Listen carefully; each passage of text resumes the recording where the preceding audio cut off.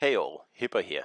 Now today I'm taking out the ship that I was hoping would benefit the most from the quad rudder builds. And that is the builds where you stack rudder 4 times, hence the name. So in this case here I go with my usual Mikawa build, but I have switched Fraser to the Azure Lane Baltimore inspiration here, which knocks Atago's rudder down from 2.5 seconds to 2 seconds. So a 20% improvement, which is really good. So I initially thought this would have more impact on Atago. I mean, it helps, and it helps a lot, but I'm still not sure I'm going to recommend it over going with Fraser. Sometimes it's just nice to be able to go 43 knots instead of 41 point whatever it is I can go now, 41.7 apparently. So I'd say it's a toss-up between the two inspirations. So I'm going with rudder right now for the moment. I want to have like probably a few hundred battles more with it before I come to a final conclusion. So anyway, here we are going straight into the cap with this destroyer here, and that is perfect. This guy is awesome. We do a really good, we make a really good team this battle here. And I don't know who he is, but if you see this video, let me know who you are, because that was quality play. So I go in with him because I don't know what to expect. So if this Gneisenau here had not been pushing, I would probably have stayed in cover with the destroyer and protecting him. But because this German battleship here was going straight in and wanted to brawl immediately, there was no point for me to sit there. I would just get citadeled by this battleship here. I need to stay moving. I need to be in full speed to be of any use, pretty much. So instead, I decided to go straight in, turn really sharply, and then fire torps, and then head straight out again, and just see if I couldn't protect the DD from out here. See, here's where the rudder comes in. It helps you avoid like unexpected salvos like that. Of course, it wasn't really unexpected, because I was shooting at the Gneisenau, but at the same time I was keeping an eye on the other guys out there, just like I am now. So hopefully we can take this Atago out now, and then we have removed half of the enemies over here on this flank, and we can start to just take it a little bit more easy here. Just avoid that salvo too. Not entirely, but close. And then we repair, and we're pretty much up to where we started. And yeah, Dogboy Lightfoot, that is exactly how it's done. Yes. I wish there was more players like him in this game.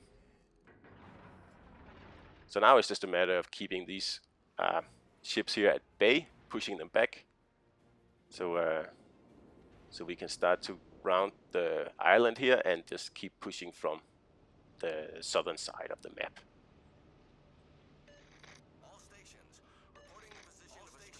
Now, some people would say that the German battleship from before YOLO'd into the cap, but I don't agree. There is nothing more frightening than a German battleship just steamrolling into a cap and making you completely change your plans on the fly. And yeah, of course, sometimes you get absolutely punished like that guy, but I mean, other times, like you chase everyone out of the cap right off the bat, and like there's no right or wrong answer to this one. I think he did well. He was just unlucky that there was a destroyer and an Atago inside the cap that was just saturating the water with torps. Could he have dodged most of the torps? Yeah, probably. But I think he was a bit surprised. So anyway, we gotta get rid of this Azuma here, and I'm trying to get onto his flank so I can AP him, because I want to get rid of him quickly. And this way here we have him in a crossfire. That's why he's angling the way he is, because he's got incoming fire from 2 angles.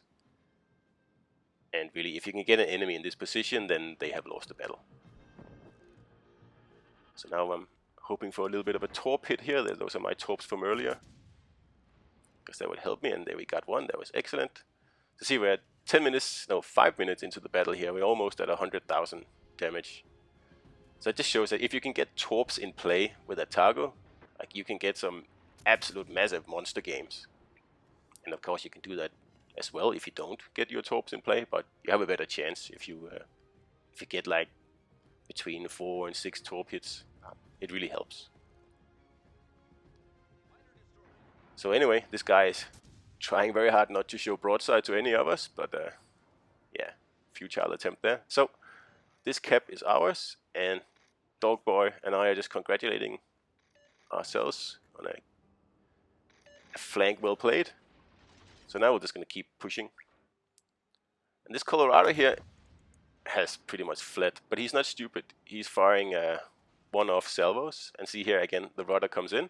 I make sure I fit in exactly between his shots. He might as well not be shooting at me.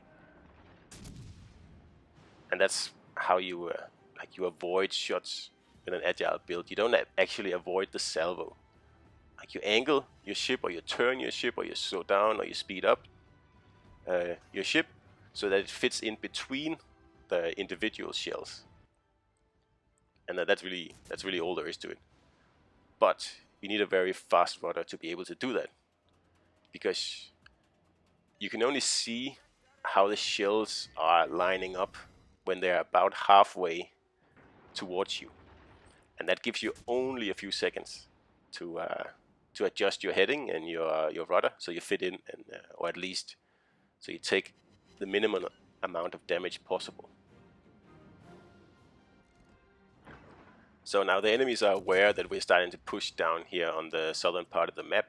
So they're doing the same thing I would do. They're going to go for C, and then they're going to pretty much do the same maneuver. They're going to go up to the north of the map, and then we're just going to chase each other's tails.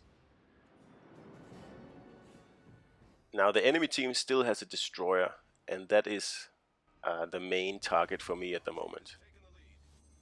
I am guessing that he's down at C. Well, I'm pretty sure he is, because someone is capping that area, and I'm just guessing that he's sticking up around with his battleships down there.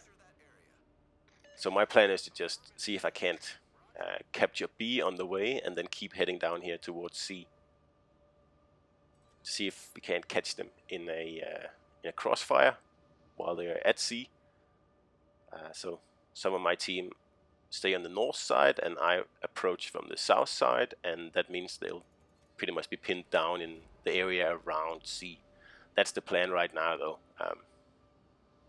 Of course, it's hard to know if it actually pans out that way while you're playing the game, but at this time in the game, that's what I'm thinking. So I'll just head in here and help this guy capture B on the way. Shouldn't take long, and it's pretty much on the way anyway. Just make a quick pit stop.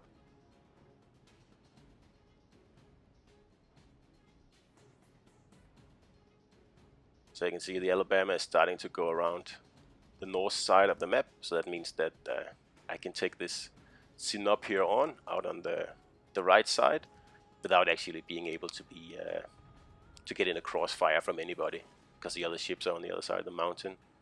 So they pretty much leave this guy to his death, which suits me well, but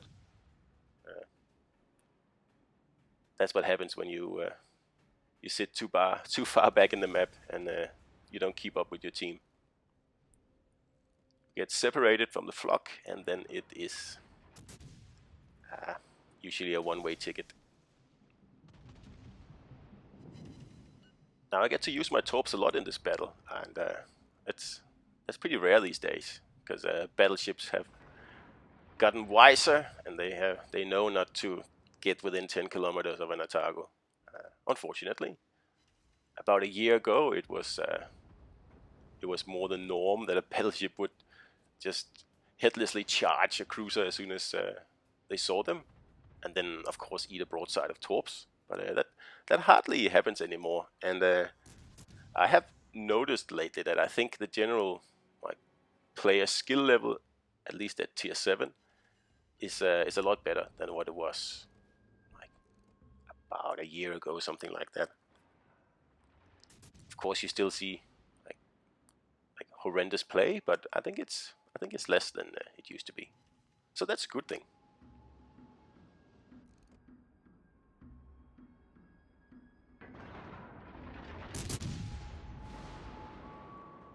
So here someone is smoking this Sinop here up, and I mean that's a dead giveaway that the destroyer is down here.